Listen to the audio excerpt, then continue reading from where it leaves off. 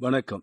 இந்த வீடியோல பிரான்ஸ்ல இடம்பெற்ற தாய் மகள் கொலை சம்பந்தமான தீர்ப்பு வெளியாகி இருக்குது. இந்த தீர்ப்பு சம்பந்தமா தான் இந்த வீடியோல ஃபுல்லா பார்க்க போறோம். அதுக்கு முன்பதாக என்னுடைய சேனலுக்கு புதிதாக வருபவர்கள் என்னுடைய சேனலை வந்து சப்ஸ்கிரைப் பண்ணி, லைக் பண்ணி, கமெண்ட் பண்ணி ஆதரவு தாங்க அப்படின்னு சொல்லி கேட்டுக்கொண்டு, பிரான்ஸ்ல இடம்பெற்ற 5 ஆண்டுகளுக்கு முன்னர் இடம்பெற்ற தாயும் மகளும் கொலை சம்பந்தமா நீங்க எல்லாருமே அறிஞ்ச விஷயம்தான். அதாவது வீட்டுல இருந்த பொழுது வீட்டுல தங்க வைக்கப்பட்ட நபரினால் குத்தி கொலை செய்யப்பட்டார் அப்படின்றதன் அடிப்படையில ஒரு தாயும் மகளும் இறந்திருந்தாங்க. தாயினுடைய கழுத்துல வந்து 30க்கும் மேற்பட்ட குத்துக்களும், மகளினுடைய கையில வந்து காயங்கள், அதாவது வந்து டிஎன்ஏ டெஸ்ட் செய்கின்ற பொழுது அந்த ஆணினுடைய டிஎன்ஏ தடயங்கள் இருந்தது என்றதன் அடிப்படையில் அங்கே வீட்டுல தங்க வைக்கப்பட்ட ஒரு ஆண் ஒருவர் வந்து கைது செய்யப்பட்ட விஷயம் வந்து பாத்தீங்கன்னு சொன்னா எல்லாருக்குமே தெரிஞ்ச விஷயம். இதனை கடந்து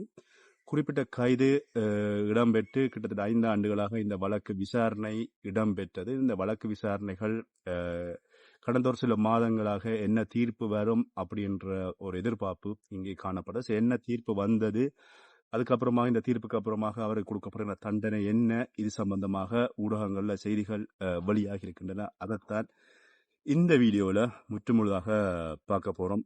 2021 ஆண்டு 10ஆம் மாசம் ஆகஸ்ட் மாசம் 10ஆம் தேதி வல்து ஓசை மாவட்டத்துல வந்து இந்த சம்பவம் இடம்பெற்றிருந்தது. இதுல 51 வயசு விஜயஸ்ரீ, அவருடைய மகள் 21 வயது மகள் ஷனா ஆகிய இருவருமே வந்து இறந்திருந்தாங்க. இறந்திருந்தது மட்டுமில்லாமல் இவர்கள் இறந்ததன் பின்னணியில வந்து பல்வேறுபட்ட பேசு பொருளான விஷயங்கள் பேசப்பட்டது. இந்த ஷெனா அப்படின்ற அந்த மகள், 21 வயசு மகள் மீது வீட்டில் இருந்த நபர் காதல் கொண்டிருந்தார். காதல்ல வந்து ஒத்துக்கொள்ளல, அதனாலதான் இந்த மரணம் அப்படின்னு சொல்லப்பட்டது. அதுக்கப்புறம் இவர் குறிப்பிட்ட நபர் வந்து பாத்தீங்கன்னா இங்க பிரான்ஸ்ல இயங்குகின்ற குழுக்களோடு தொடர்பட்டவர். அதுக்கப்புறமாக பணங்கள் கொடுக்கல் வாங்கல்களின் பின்னணியில தான் இவர் கொல்லப்பட்டார் அப்படின்ற ஒரு கதை பேசப்பட்டது. அதனைத் தொடர்ந்து இல்ல, இதுக்கு பின்னாடி வேற எதுவுமே இல்ல, அவர் கொலை செய்யவில்லை அப்படின்னு சொல்லி, குற்றவாளி தான் கொலை செய்யவில்லை அப்படின்னு சொல்லி தொடர்ச்சியாக குற்றத்தை தன் பக்கம் திசை திருப்புகிறார்கள் அப்படின்னு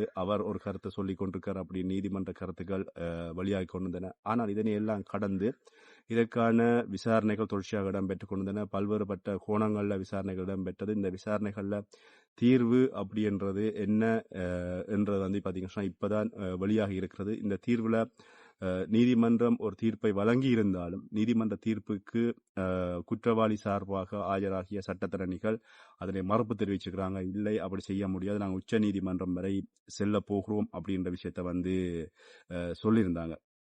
ஆகஸ்ட் 2021 ஆண்டு 10ஆம் தேதி இடம்பெற்ற இந்த கொலை வந்து பாத்தீங்கன்னு சொன்னா பிரான்ஸை மட்டும் இல்ல, உலகம் பூரா வாழ்கின்ற தமிழர்களுடைய வந்து இது ஒரு பெரிய ஒரு பேசு பொருளாக இருந்தது.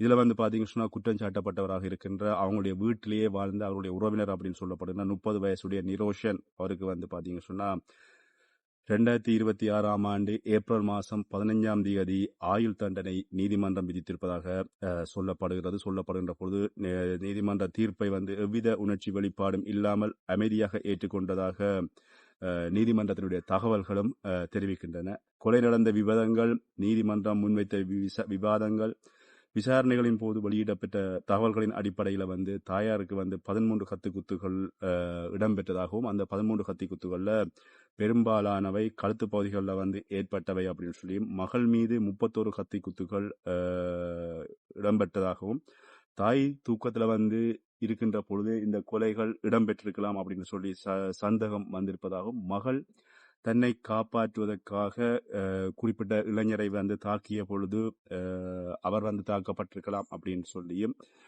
சந்தேகங்கள் எழுகின்றது அப்படின்னு சொல்லி சொல்லப்பட்டிருக்கிறது. ஆனால் மகள் தன்னை காப்பாற்ற முற்பட்ட வேளையிலும் அவரால் அந்த தாக்கி தன்னை காப்பாற்ற முயற்சி செய்கின்ற பொழுது அது வந்து முற்றுமுழுதாக அதனால வெற்றி பெறவில்லை.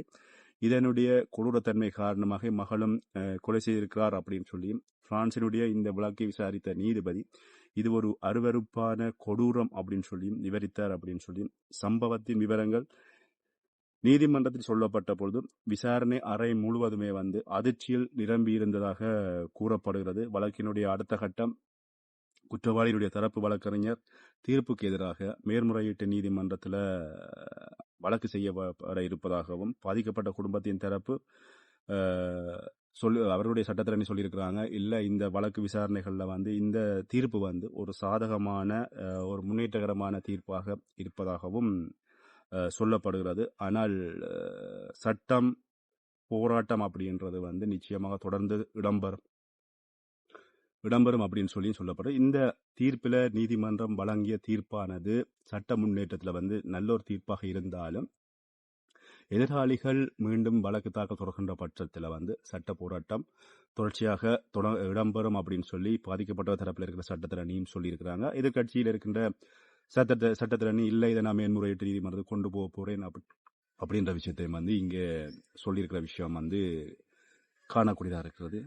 இடம்பெற்றது கொலை, ஒரு 2 இரட்டை கொலை இடம்பெற்றிருக்கிறது. இதுக்கு பின்னாடி விசாரணைகளில் இது என்ன இப்படி கொலை அப்படின்னு சொல்லி முடிவுக்கு வந்திருந்தாலும் ஆயுள் தண்டனை கொடுக்கப்பட்டாலும் இதுக்கான பின்னணி காரணம் என்ன? காதலா, பண கொடுக்கல் வாங்கலா, அல்லது வந்து இந்த குறிப்பிட்ட இளைஞர் வீட்டில் இருக்கின்ற பொழுது இவர்கள் சொல்கின்ற இடங்களை போய் பணங்களை வந்து கலெக்ட் பண்ணி கொண்டு வருகின்ற ஒரு நபர் என சொல்லப்பட்டது. அதனால வந்து அதுக்கு பின்னாடி இடம்பெற்ற ஏதாவது மோசடி தன்மைகளா, இப்படி நிறைய விஷயங்கள் இங்கே வந்து பேசுபொருளாக இருந்தாலும் இதுவரைக்கும் இதுக்கு சரியான காரணம், இந்த கொலைக்கு பின்னாடி இருக்கின்ற சரியான காரணம் என்ன அப்படின்னு சொல்லி நாம் வாசித்த செய்திகளில் தீர்ப்புகளாக என்ன காரணங்கள் அப்படின்றத இதுவரைக்கும் கிடைக்கவில்லை. ஆனால் இது ஒரு மிக வேதனைக்குரிய ஒரு விஷயமா இருந்தது. இதோட அண்மையில் வந்து இந்த இந்த செய்தி சம்பந்தமாக செய்திகள் ஊடகங்களில் வழியாக இருக்கின்ற போது தாய்மகள் கொலை அப்படின்னு சொல்லி பந்தான் பகுதியில் வந்து ஒரு இடம்பெற்ற ஒரு விஷயம் சம்பந்தமாக கூட செய்திகள் வந்திருந்தது. இது வந்து ஈழத்தமிழ் பெண் 2 பேர் கொலை செய்யப்பட்டார்கள் அப்படின்னு சொல்லி ஊடகங்களில் செய்திகள் பரபரப்பாக வந்தது. நானும் அந்த செய்தியை பாய்ந்ததுன்னா இதில் வந்து நிறைய பேர் இல்லை அப்படி ஒரு விஷயம், இலங்கை தமிழர்கள் கொல்லப்பட்டதுக்கான ஆதாரங்கள் இதுவரைக்கும் கிடைக்கப்படவில்லை அப்படின்னு சொல்லி. ஆனால் இலங்கையர்கள் சாயலை கொண்ட வேறு நாட்டை பெண்ணும் தாயும் வந்து கொல்லப்பட்டிருக்கலாம் அப்படின்ற ஒரு செய்தியும் வந்து ஊடகங்களில் வந்திருந்தது. மீண்டும் இது சம்பந்தமாக நான் மீண்டும் இந்த செய்தியை சரியான செய்தியா பொய்யான செய்தியான பார்த்து கொண்டிருக்கிறேன். கிடைச்ச நான் அதே வந்து உங்களோட தாரணம். இது வந்து இதுவரை நான் பார்த்த செய்திகளில் இந்த கிடைத்த இந்த செய்திகளை வந்து நான் உங்களோட பகிர்ந்து வரேன். இப்படியான சம்பவங்கள் அப்படின்ற பொழுது உண்மைக்கு புறம்பாக செய்திகளை பகிர்ந்தாலும் அதை வந்து நாங்கள் தீர விசாரித்து அந்த செய்திகள் என்னோட உண்மைத்தன்மையை கொண்டு வர வேண்டிய தன்மை இருக்கு. அதனால அந்த விஷயத்தை இதில் வந்து ஞாபகப்படுத்தி கொண்டு மீண்டும் இந்த கொலை சம்பந்தமாக பூரணமான தெளிவூட்டல்கள் இதுவரை கிடைக்கவில்லை. பூரணமான தெளிவூட்டல்கள் வருகின்ற பட்சத்தில் இந்த இளைஞருடைய கொலைக்கு பின்னாடி என்ன காரணம், இதுல யார் பக்கம் சரி தவறு இருக்கிறது அப்படின்ற விஷயங்கள் எல்லாம் தெரிய வருகின்ற போது நிச்சயமாக அந்த விஷயத்தை நான் உங்களோட அடுத்த வீடியோக்குள்ள ஏதாவது சந்தர்ப்பம் கிடைக்கின்ற பட்சத்தில் வந்து பகிர்ந்து விடுறேன்.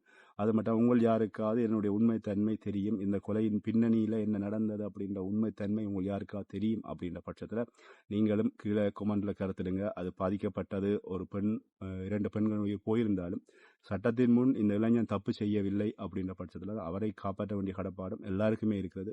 கொலை செய்யாத ஒரு குற்றவாளி தண்டனை கைதியாக நிற்கிறாரா அப்படின்ற கேள்வியும் இங்கே வைக்கப்படுகிறது. குற்றவாளி தன்னுடைய தண்டனையை எதிர்கொண்டாலும் ஆனால் இதுவரையும் குற்றவாளி தான் அந்த கொலையை செய்யவில்லை அப்படின்ற விஷயத்தையும் வந்து தொடர்ச்சியாக மறுத்து கொண்டு வந்தார். நான் இதுவரைக்கும் இந்த குற்றத்தை நான் செய்யவில்லை, தன் மீது இது சுமத்தப்படுகின்ற குற்றம் அப்படின்னு சொல்லி. ஆனால் வைத்தியசாலையிலிருந்து கிடைக்கப்பட்ட DNA டெஸ்டின் படி இந்த குற்றம் இவர் தான் செய்தார் அப்படின்ற மாதிரி இவருடைய தோலினுடைய அணுக்கள் வந்து அந்த இறந்த பெண் குழந்தையினுடைய கை நகங்களுக்குள்ள கிடந்ததாகவும் மகளினுடைய கை நகங்களுக்குள்ள கிடந்ததாகவும் ஒரு செய்திகள் வந்து ஊடகங்களில் வந்திருந்தது. அந்த விஷயத்தை வந்து இதில் பகிர்ந்து விடுறேன். ஆனால் இவர்கள் இருவருமே தாக்கப்படுகின்ற பொழுது அந்த பெண் இவரை தாக்க முற்படுகின்ற பொழுது அந்த நிகத்துக்குள்ள வந்து அந்த இது தோலினுடைய டிஎன்ஏக்கள் போயிருக்கலாம். அதனால அவரை வந்து குற்றவாளி என நீதிமன்றம் தீர்ப்பளிச்சிருக்கிறது. மேன்முறையீட்டு நீதிமன்றத்தில் இது வழக்கு தாக்கல் தொடர்கின்ற பட்சத்தில் மேல்முறையீட்டு நீதிமன்றம் என்ன சொல்கிறதோ அதன் அடிப்படையில் தீர்ப்புகள் அடுத்தடுத்த கட்டங்களில் வரும். அல்லது மேல்முறையீட்டு நீதிமன்றத்தில் வந்து இந்த வழக்கு போகின்ற போது மேல்முறையீட்டு நீதிமன்றம் மீண்டும் ஒரு விசாரணை ஆரம்பிக்கும். இன்னொரு 2 வருடங்கள் 3 வருடங்கள் இந்த வழக்கு பின்னுக்கு போயிடுச்சுன்னு சொன்னால் அதுக்கப்புறமாக என்ன நடக்கிறது அப்படின்றதை நாங்கள் இந்த விஷயம் சம்பந்தமாக பொறுத்திருந்தான் பார்க்கலாம் என்ன நடக்குது அப்படின்னு சொல்லி. மீண்டும் இன்னொரு வீடியோ சந்திக்கிறேன். உங்களுடைய கருத்துக்களை என்னோட பகிர்ந்து கொள்ளுங்க. நன்றி.